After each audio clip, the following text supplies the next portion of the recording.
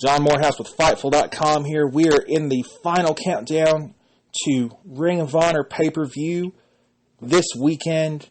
And my guest at this time looking to become two-time Ring of Honor Tag Team Champions this weekend as he takes on the Young Bucks. One half of War Machine, Raymond Rowe. Ray, thanks for giving us some time this afternoon. Oh, it's a pleasure being with you. So Thanks for your time as well. Not a problem. We actually met and worked together a little bit in person, I guess, the latter part of 2015 when I was doing stuff with NWA Smoky Mountain Wrestling and you came in to wrestle Jason Kincaid. Since then, you're just kind of going all over the place. You and Hanson went over to Japan, had a run as IWGP Tag Team Champions. Really, just a lot of exciting things seems like it has happened for you guys in the last 12 to 18 months. I know you're busy, crazy schedules, traveling all over the place. But do you ever take time to just think about just how far you've come and just the things that you've been able to see and experience here in the last 1 to 2 years? Yeah, it's funny that you ask it in that way. Hanson and I just had a conversation this last time we were in Japan. Since that, since the tag league last year in the fall, we've been over 5 times for New Japan with more on the way. Prior to that, we had never, we'd only ever been to Japan once. For Noah. Right. So yeah, like life has completely changed in major, massive ways in the last 2 years, but then again in the last year, and then you can even look back in 6 months, and it's changed even more. Right. In good ways, hopefully. Oh yeah, it's great, and and he and I talked like. We kind of just said like, man, it's crazy thinking back to when we thought this was the biggest moment of our career, we thought that was the biggest moment of our career, and just over and over and over again, like these things keep coming out that top it. We just had an action figure released by Figures Toy Company this week, so it's like, man, that's crazy, So it just seems like every month in 2017 for us, there's something new and exciting happening, and we're just going to keep rolling with that momentum and keep building and keep growing. And I will say, your action figures look super cool. As someone who has his own, really excited for them to come out. Like I have my own, probably slightly embarrassing for a grown-up collection of wrestling figures, and some of them, you see them and they don't really look like the person. Like, I'm not going to identify them, but you will see them and they don't. These just look like you guys, right down to, like, the gear and everything. Yeah, we're really happy with them. I believe, I haven't actually touched the figure yet, but it looks like they've got, the entrance, some of the entrance armor that we have, and that should be kind of removable to get, more into the in-ring stuff. So it's really cool, the detail that went into it. They actually took pretty detailed pictures of my tattoos, and like the tattoos are represented really well. Hanson and I have been busy, and we're already ready for version 2 of the action figures to come out. Mine would have now including more tattoos, and, of course, different armor and stuff like that. But yeah, it's exciting, man. It's really exciting.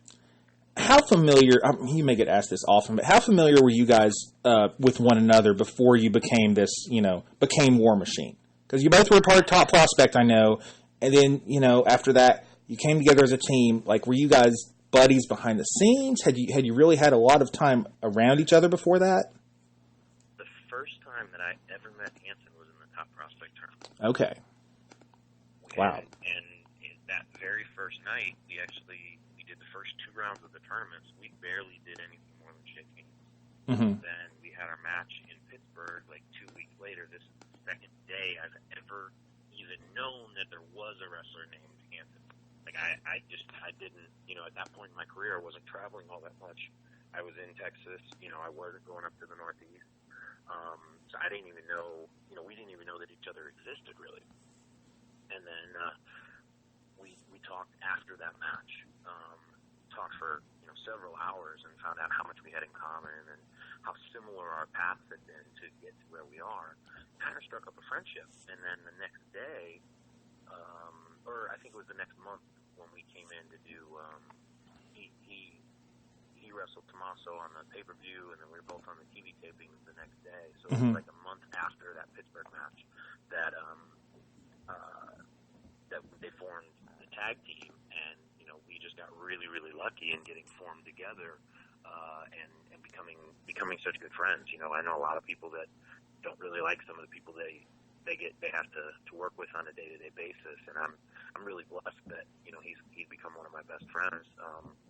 And strictly just because somebody said, I think they would go well together, and the rest kind of just happened organically. You guys I picture you guys just sitting around half the time just talking about your beards and how awesome they are. But.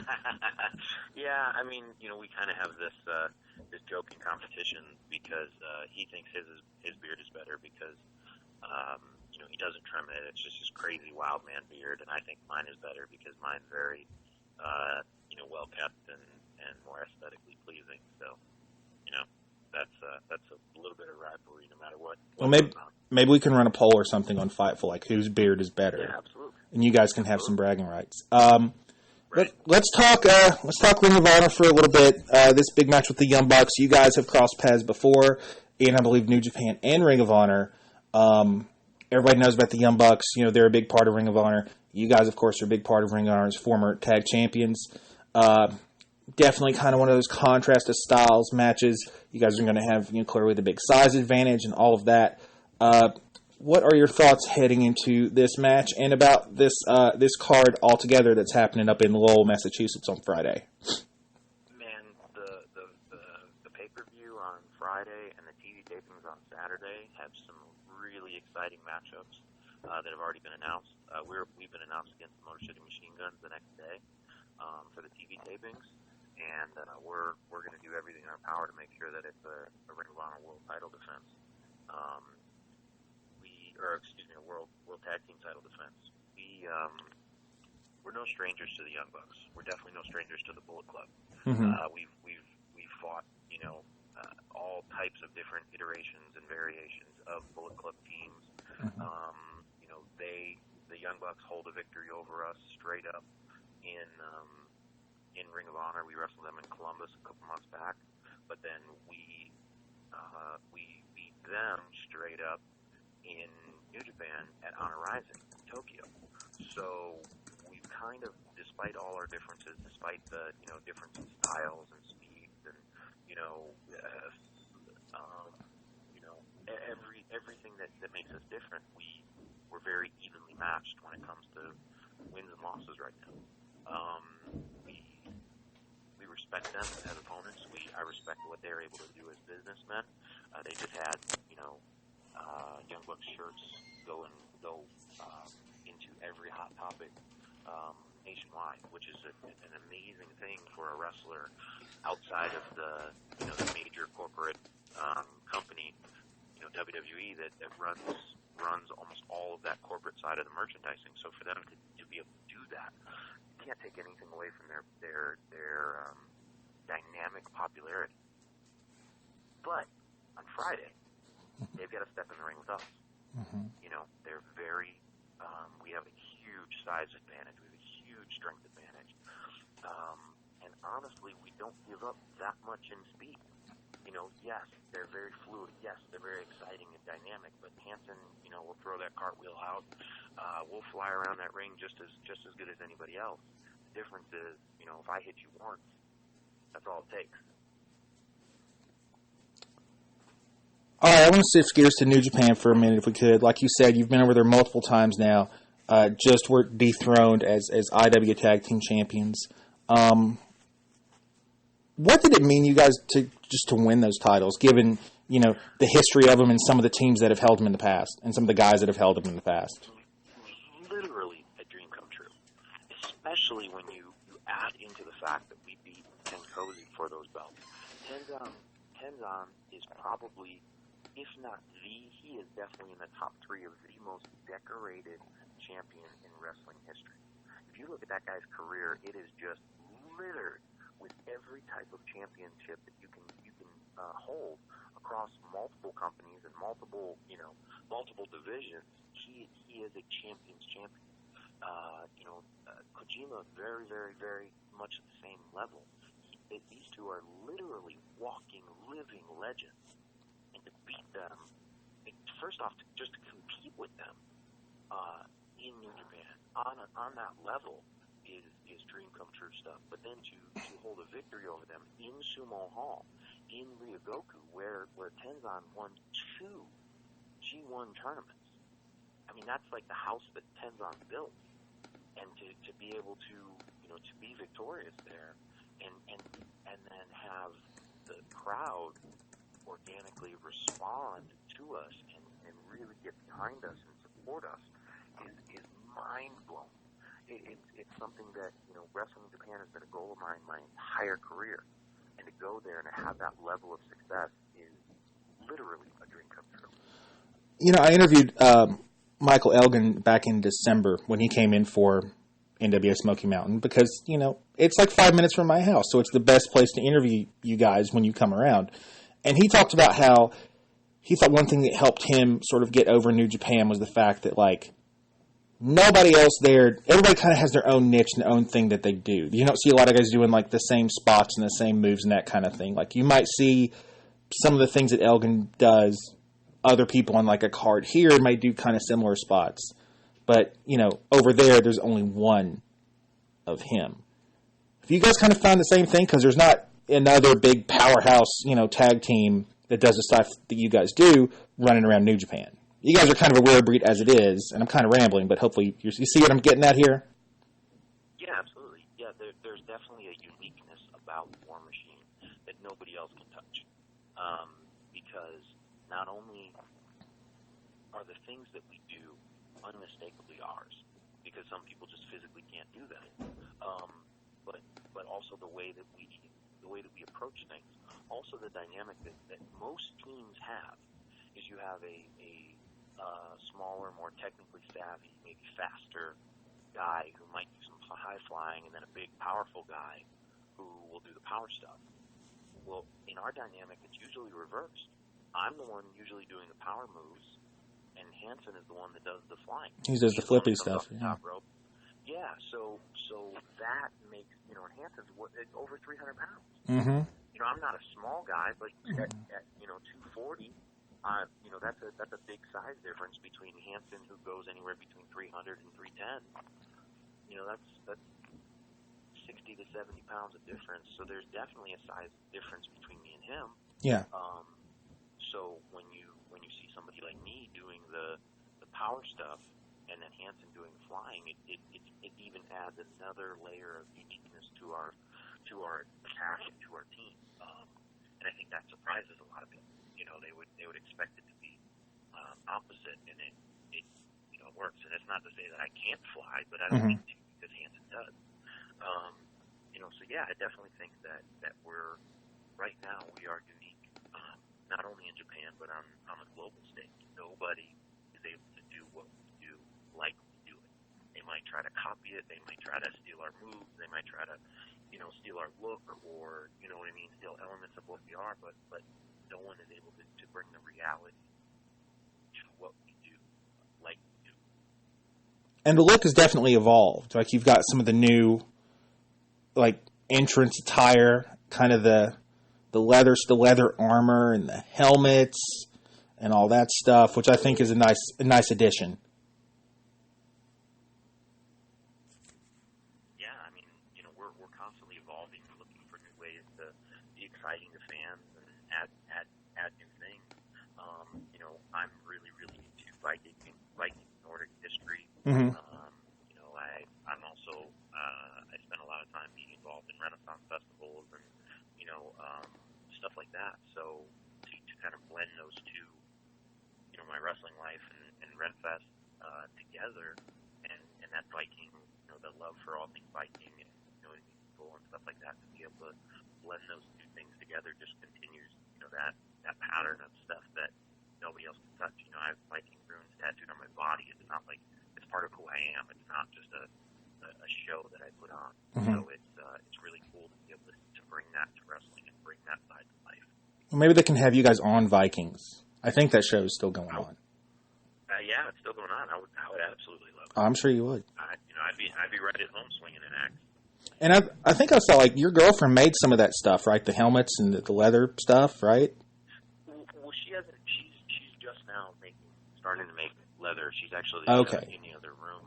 She's actually in the other room repairing one of the pieces of armor that I have. But she's not crafting those full leathers. I've worked with some partnerships and some friends who have leather working companies and leather armor companies, really specialized stuff. I'd be happy to send out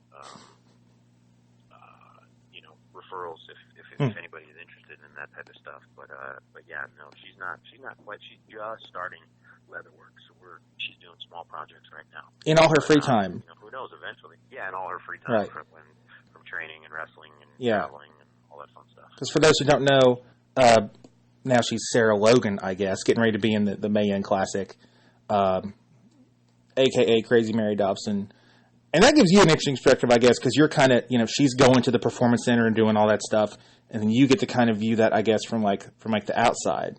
And then you're going to Japan and doing all these other things. Imagine you have kind of an interesting perspective on that whole world from that. Yeah, it's a really unique place, and and she gets the perspective of me in Japan, and I get the perspective of her in the PC. So I mean, we talk about our respective careers and goals and what we want to do and stuff like that. So yeah, it's a good place to be for both of us. It might be a little easier, I would imagine, where you're both in wrestling, you both kind of understand the demands and all of that of the lifestyle. 100%. It's nice having someone to fight, or to work with instead of fight against when it comes to wrestling and the lifestyle and travel and all that. I want to ask you about some other people, like your good buddy, someone that I think quite highly of as a person, and just a big scary dude, Jax Dane, otherwise known as, I guess, Wilcox now in Impact. I know you guys are super close. He kind of got his big break, I suppose, when he signed with the Impact earlier this year. What thoughts, if any, do you have on that, and sort of what could happen for him now that he's being seen on a national level? Man, he is a guy who, if I was going to build a wrestler in a lab, or like a create a wrestler on a video game. On the game, yeah. My guy would definitely look like Jax Dane. He's 6'3", 315 pounds, block of muscle. I mean, like, I don't feel small around many people, but he makes me feel pretty small. And, I've he's the big brother I never had. I love the guy. And, we knew he was going to be a star in a major, major way. Maybe just the national wrestling companies didn't know it yet. But now that he's got that opportunity, man, look out. It's go time. And I'll also say, in a business that's full of a lot of people that really just aren't that good as people, Jax Dane legitimately one of the nicest people I've ever met in any walk of life. One of the nicest, kindest people I've ever met. Jax is constantly, he and I are constantly talking about ways that we can use our platform to give back. One of the things that we do is, he and I have a company called Walk the Path where we help outreach with local kids. We do anti-bully rallies. We do, anti-drug work, stuff like that. So it's definitely something that, he and I share that common vision, and it's just something that we're both very proud of, and try to just, make a change where we can. As start to wind this down, I just think, I know we talked about it earlier, your road to where you are now is so interesting just because, like, you hear about guys who, they talk, he was grinding on the independent circuit for years, but in that case, it's guys going to what I would call, like, the super indies, Ring of Honor, PWG, Evolve, and then there's guys like you who got your big break a couple years ago, and people may not know, you were what I would call really grinding on the independent circuit, just in Texas, in pretty much, I guess, relative obscurity for a long time before you got your shot with Ring of Honor. At any point during that stretch, did you ever think, like, this isn't going to happen? I'm just going to be a guy down here in Texas, and that's going to be all there is for me. Well, I actually, before the move to Texas, I grew up in Cleveland, Ohio. That's right. I started, in that circuit, in those independence and through jobs, through some unhealthy situations that I found myself in, I was pretty much resigned myself in 2009, going into 2010, that being a full-time wrestler wasn't something that was in the cards. At the time, WWE wanted guys that were 6'2", 240. I'm 6'1", 235, 240. I didn't quite fit that mold. They didn't like the whatever. It wasn't working for me. And I was running. I wasn't getting the big breaks in some of those bigger indies and making money. A lot of guys weren't making the money that back then, like 2007, 2008, 2009. The money on the independents wasn't as good as it is now. Mm-hmm. So I wasn't really able to do anything. I was struggling financially. I was barely scraping by, staying ahead of the debt collectors and people trying to turn my lights off. And it wasn't. So I moved to Texas for a job. It had nothing to do with wrestling. I went into road construction down in Texas, and it was a career job. It was something that I was going to spend the rest of my life doing, and had kind of given up on that wrestling dream. And I was still wrestling a little bit. I was still, I still loved it, so I wasn't going to completely give it up. But I had thought that I had reached my peak of wrestling. And then in 2013, Ring of Honor came to Texas, and I got a shot. The booker reached out to me, who was a guy I knew from back up north, and he said, "Hey man, you want to wrestle on a show?" I absolutely would. So I wrestled, and they booked me into the Top Prospect tournament, and off we ran. And then, fast forward a year later, and I left the construction company, took a huge risk to go full-time as a wrestler, and broke my arm. I was in a motorcycle accident that almost killed me. Yep. I completely destroyed my arm. I went up over the handlebars, 50 miles an hour, punched out this girl's window with my face. Every medical professional that spoke to me or looked at me said that I should have died that night on my motorcycle. I pulled through. 6 months later, I was back in the ring, and we have not stopped since that return. It seems like every 6 months we conquer some new mountain. It's getting bigger and better, and I can feel that momentum. Everything we do. Our pro wrestling tee store is just selling more and more merchandise. We're getting more and more social media activity. It's like everywhere we turn, it keeps growing. And it seems like it's going in every in leaps and bounds. Like I came back, and I don't know, 6 or 8 months later, we went to Japan for the first time, and I was like, wow, this is the biggest thing that's ever happened. And then a little bit after that, we won the Ring of Honor World Titles, and wow, this is the biggest thing that ever happened. And then, you know what I mean? And it just continually builds. So it's really, really exciting. 2017 is a really exciting year to be a wrestler, to be a wrestling fan, to be involved in the wrestling business in any way, shape, or form. We're seeing it make strides into mainstream society. This is a really, really exciting time. So to go from 6-7 years ago, thinking that I was done wrestling, or mm-hmm. done wrestling as a career, mm-hmm. to not being able to imagine my life in any other way, shape, or form,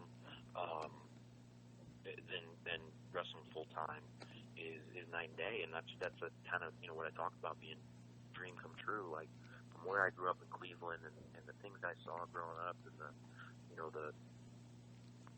the way that my life has made, I'm very thankful and very fortunate to be where I'm at.